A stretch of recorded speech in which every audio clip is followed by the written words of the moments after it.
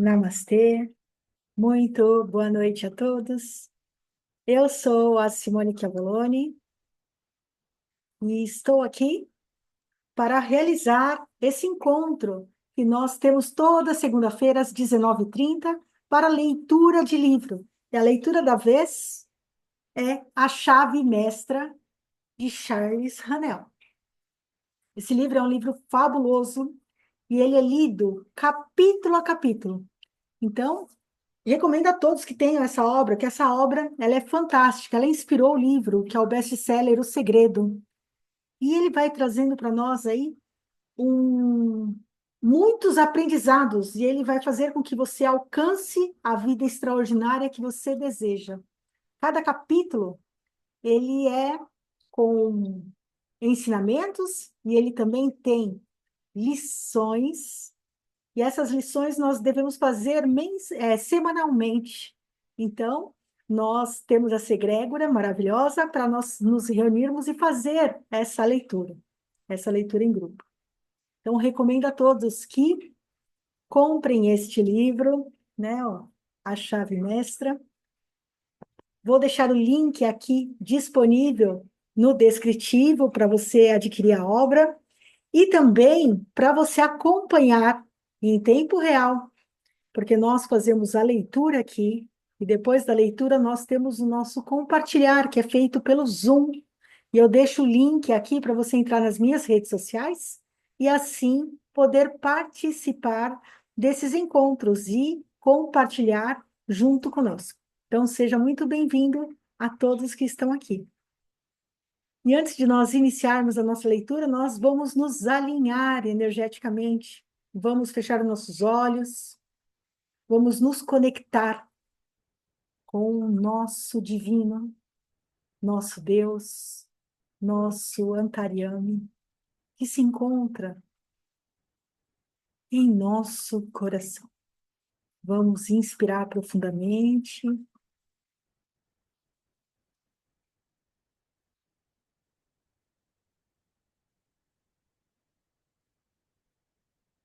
caminhar neste espaço sagrado e secreto, que é só nosso, e vamos ir ao encontro dele, nosso divino.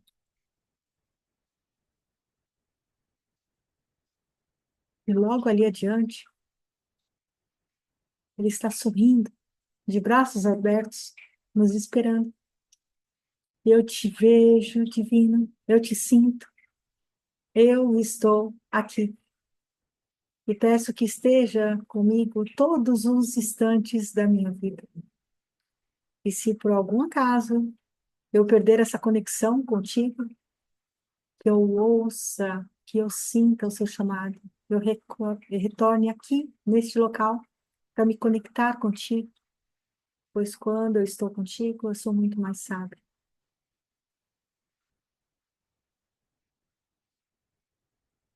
Vamos inspirar profundamente e abrir os nossos olhos.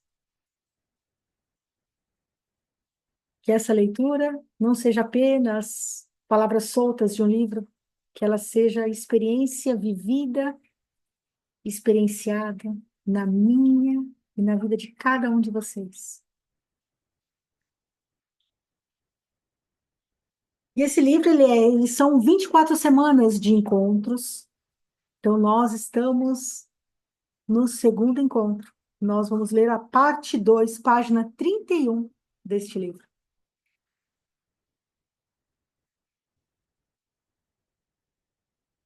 Parte 2. Nossas dificuldades se devem, em grande parte, às ideias confusas e ignorância de nossos verdadeiros interesses. A principal tarefa é descobrir as leis da natureza às quais devemos adaptar nossos interesses. Pensamento claro e discernimento moral, portanto, têm valor inestimável. Todos os processos, mesmo aqueles de pensamento, têm bases sólidas. Quanto mais aguçadas as sensibilidades, mais perspicaz o julgamento, mais delicado o gosto, mais refinados os sentimentos morais, mais sutil a inteligência, mais elevada a inspiração, mais puras e mais intensas as gratificações que a existência oferece. Assim, estudar o melhor de tudo que já se pensou no mundo é um prazer imenso. Os poderes, usos e possibilidades da mente, de acordo com as novas interpretações, são incomparavelmente mais maravilhosos que os feitos mais extravagantes, ou até mesmo que os olhos de progresso, que os sonhos de progressos material. Pensamento é energia. Pensamento ativo é energia ativa. Pensamento concentrado é energia concentrada. Pensamento concentrado em um propósito definido se torna poder. É esse o poder que tem sido usado por aqueles que não acreditam na virtude da pobreza ou na beleza da abnegação. Eles entendem que essa é a conversa dos fracos. A capacidade de receber e manifestar esse poder depende da capacidade de reconhecer a energia infinita que reside no ser humano, que constantemente cria e recria seu corpo e mente, e que está pronta a qualquer momento para se manifestar através dele da maneira que for necessária. Exatamente a mesma proporção do reconhecimento dessa verdade se manifestará na vida exterior do indivíduo. A parte 2 explica como que isso acontece. Então, vamos lá às explicações. Ouvidos bem atentos aí, todos, para poder reconhecer como nós podemos sentir essa energia. As operações da mente são produzidas por dois modos de atividades paralelos, um consciente e um subconsciente.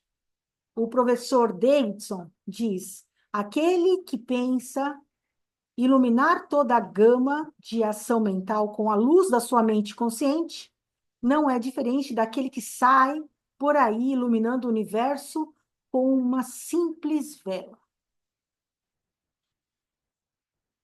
Os processos lógicos do subconsciente são executados com tal certeza e regularidade que não existiram se houvesse a possibilidade de erro.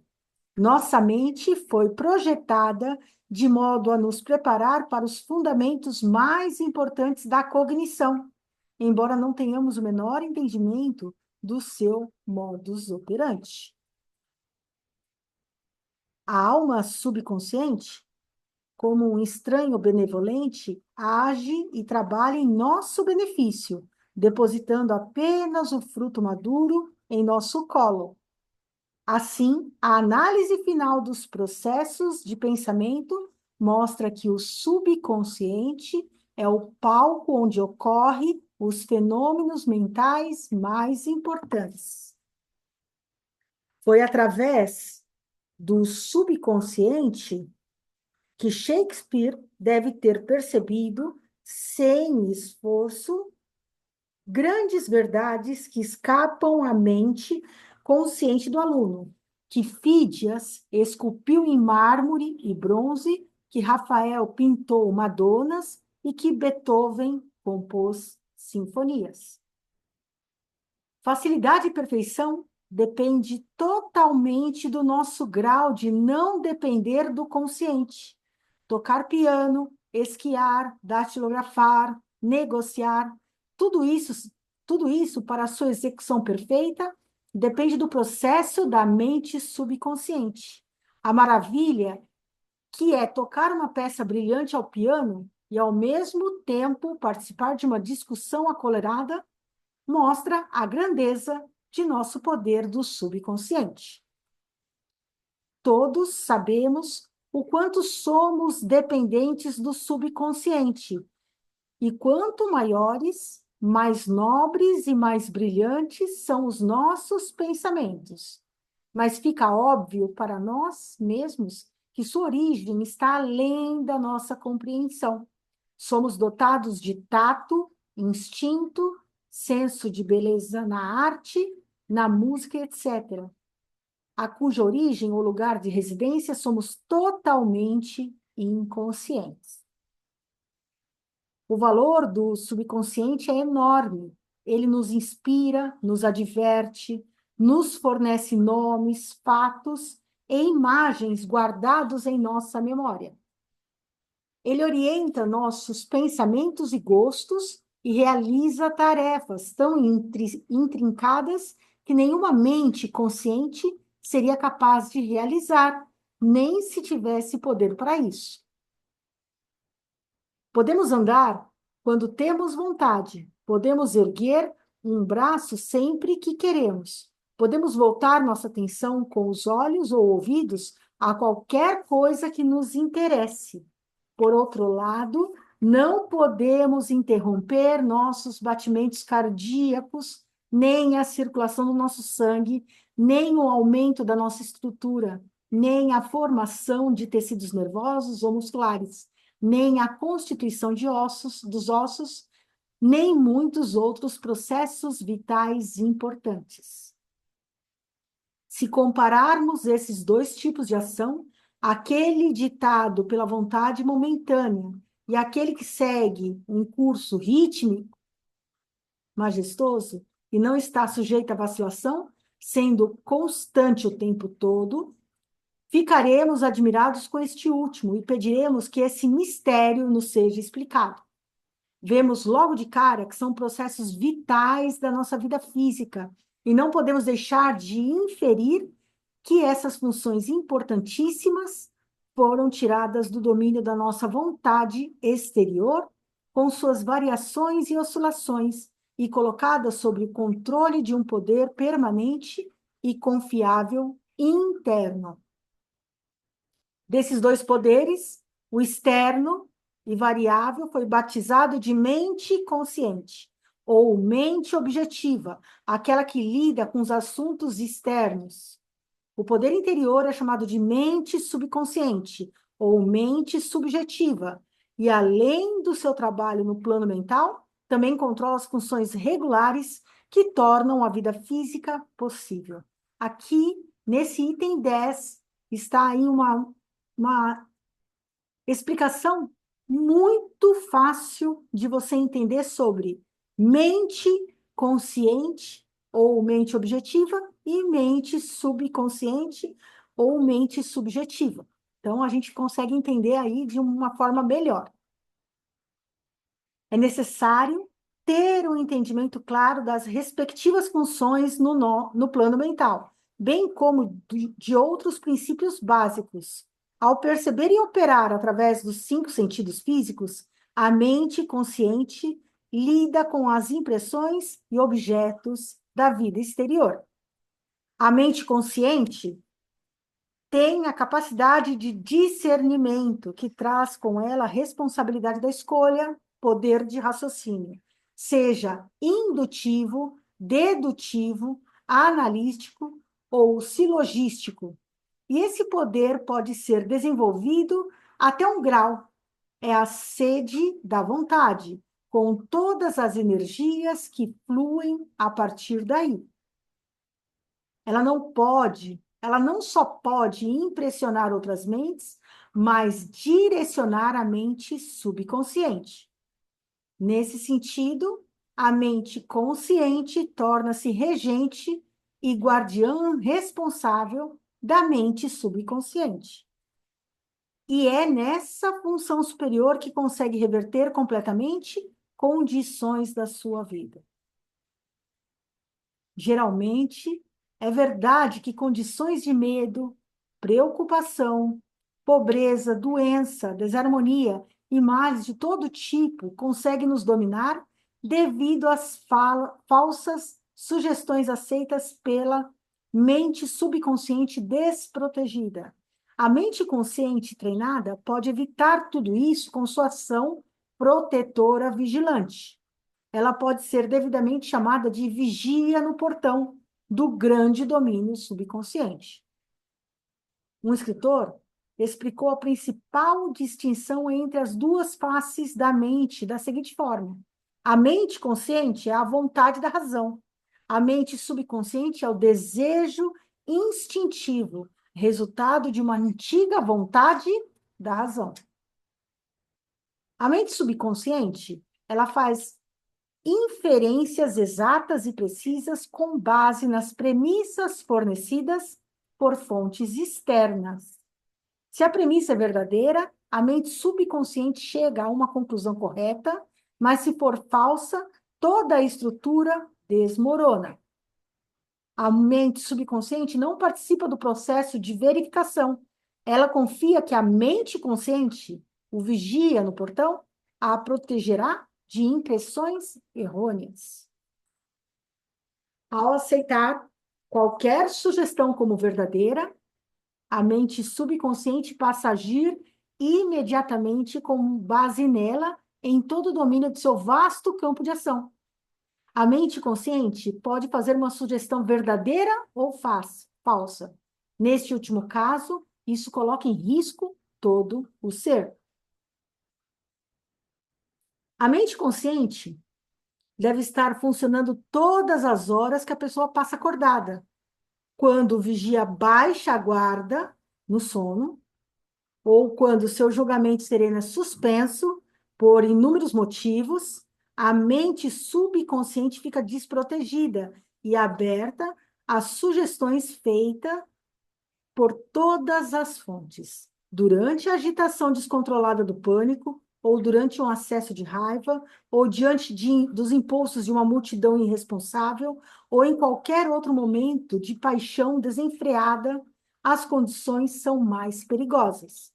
A mente subconsciente fica sujeita à sugestão de medo, ódio, egoísmo, cobiça, autodepreciação e outras forças negativas derivadas das pessoas ou circunstâncias ao seu redor.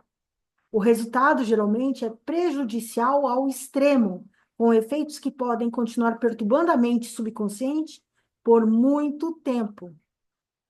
Por isso, é muito importante protegê-la de falsas impressões. Aqui ele está mostrando para nós que tudo aquilo que eu penso, que eu estou trazendo aí para minha mente subconsciente, sendo verdadeiro ou falso, ele sempre vai, o subconsciente, ele aceita isso. E aí, o que que acontece? Em momentos que eu estou desprotegido ou sem vigia, por sono, por anestesia ou por algum outro motivo, o que que vai acontecer? Eu fico desprotegido e eu estou aí aberto para receber qualquer informação e isso vai ser registrado como uma verdade, entende? E aí, por você estar desprotegido, você recebe isso como verdade e a consequência disso, dessa verdade, que às vezes não é algo bom para você, você fica reverberando aí durante muito tempo, tá? E também, não só reverberando como pensamento e sentimento, mas também como resultado daquilo que você colocou, manifestou no plano aqui. É exatamente isso que ele está dizendo. A mente subconsciente, ela percebe as coisas por intuição. Logo, seus processos são rápidos. Não há métodos lentos de raciocínio consciente envolvido. Na verdade, ela não é capaz de utilizá-lo. A mente subconsciente nunca dorme, nunca descansa, assim como o seu sangue ou o seu coração. Descobriu-se que, quando a mente subconsciente é informada de que certas coisas precisam ser feitas, entram em operação forças que levam ao resultado desejado. Portanto, aqui está uma fonte de poder que nos coloca em contato com a onipotência. Aqui está o princípio profundo, muito útil para o nosso mais sério estudo. O funcionamento dessa lei é interessante. Aqueles que a colocam em prática sentem como se saíssem para encontrar uma pessoa com quem esperam ter uma conversa difícil, mas algo chega antes deles e resolve as supostas diferenças. Tudo fica diferente, tudo fica harmonioso. Eles descobrem que, quando surge algum problema complicado no trabalho, podem esperar um pouco, que algo logo sugere a solução apropriada. Tudo se ajeita perfeitamente. Na verdade, aqueles que aprendem a confiar no subconsciente descobrem que têm infinitos recursos ao seu dispor. A mente subconsciente é a sede de nossos princípios e aspirações. É a fonte de nossas ideais artísticos e altruístas. Esses instintos só podem ser vencidos por um processo elaborado e gradual de enfraquecimento dos princípios inatos. A mente subconsciente não é capaz de discutir controvérsias. Assim, se ela aceitou sugestões falsas, a forma certa de superá-las é utilizando uma potente sugestão em contrário, que deve ser repetida frequentemente para que a mente aceite, para que acabe criando hábitos novos e saudáveis para pensar e viver, porque a mente subconsciente é onde reside o hábito. O que fazemos repetidamente torna-se mecânico. Deixa de ser um ato de reflexão, mas faz marcas profundas na mente subconsciente. E isso nos favorece se o hábito for saudável e correto. Se esse hábito for prejudicial e errado, o remédio é reconhecer a onipotência da mente subconsciente e sugerir a liberdade real e presente. O subconsciente, sendo criativo e uno com nossa fonte divina, criará imediatamente a liberdade sugerida. Aqui está um dos segredos para se libertar de vícios. Nesse princípio 23 aqui. Resumindo, as funções normais do subconsciente no campo físico têm a ver com processos vitais e regulares, com a preservação da vida e a restauração da saúde e com os cuidados com os filhos, o que inclui um desejo instintivo de preservar toda a vida e melhorar as condições em geral. No campo mental, o subconsciente é o depósito de memórias, abriga os maravilhosos mensageiros que transmitem o pensamento e que trabalham livres do tempo e do espaço. É a fonte da iniciativa prática e das forças construtivas da vida. É onde reside o hábito. E no campo espiritual, o subconsciente é a fonte dos ideais, da aspiração, da imaginação, é o canal pelo qual reconhecemos nossa origem divina e, de modo proporcional, conforme reconhecermos essa divindade, passamos a entender a fonte de poder. Alguns podem perguntar, por que o subconsciente pode alterar as condições? A resposta é porque o subconsciente é uma parte da mente universal. E uma parte deve ter a mesma natureza e qualidade do todo. A única diferença entre o todo e a parte é o grau. O todo, como sabemos, é criativo. Na verdade, é o único criador que existe e, consequentemente, a mente é criativa. E como o pensamento é a única atividade que a mente possui, o pensamento deve necessariamente ser criativo também. Mas veremos que há uma enorme diferença entre apenas pensar e direcionar nossos pensamentos de forma consciente, sistemática e construtiva. Ao fazermos isso, colocamos nossa mente em harmonia com a mente universal. Entramos em sintonia com o infinito, colocamos em ação a força mais poderosa que existe, o poder criativo da mente universal. Este poder, como qualquer outra coisa, é regido pela lei natural, e essa lei é a lei da atração, o que significa que a mente é criativa e automaticamente cria uma correlação com o seu objetivo e o manifesta. Na semana passada, passei para você um exercício que tinha como objetivo assumir o controle do corpo físico. Se conseguir atingir esse objetivo, você está pronto para seguir adiante. Agora você começará a controlar os seus pensamentos. Use sempre o mesmo local, a mesma cadeira, a mesma posição, se possível. Às vezes, não é conveniente usar o mesmo ambiente. Neste caso, você deve usar as condições disponíveis da melhor maneira que puder. Fique totalmente imóvel. Aqui está o exercício para a gente fazer nessa próxima semana, no número 29 aqui. Fique totalmente imóvel, como antes, mas evite todos os pensamentos. Isso lhe dará controle sobre todos os pensamentos relacionados à inquietação, à preocupação e medo, e permitirá que você tenha apenas o tipo de pensamento que deseja. Continue praticando até ter dominado essa técnica. Então, o que ele está pedindo para você fazer? Ficar imóvel, como antes, como no exercício da semana anterior, mas evitar todos os pensamentos, que isso vai fazer com que você controle os pensamentos que são relacionados a inquietações, as coisas ruins, a vibrações ruins, que é inquietações, preocupações, medo. E ele vai fazer com que você consiga, permite que você tenha algum tipo de pensamento do que você deseja.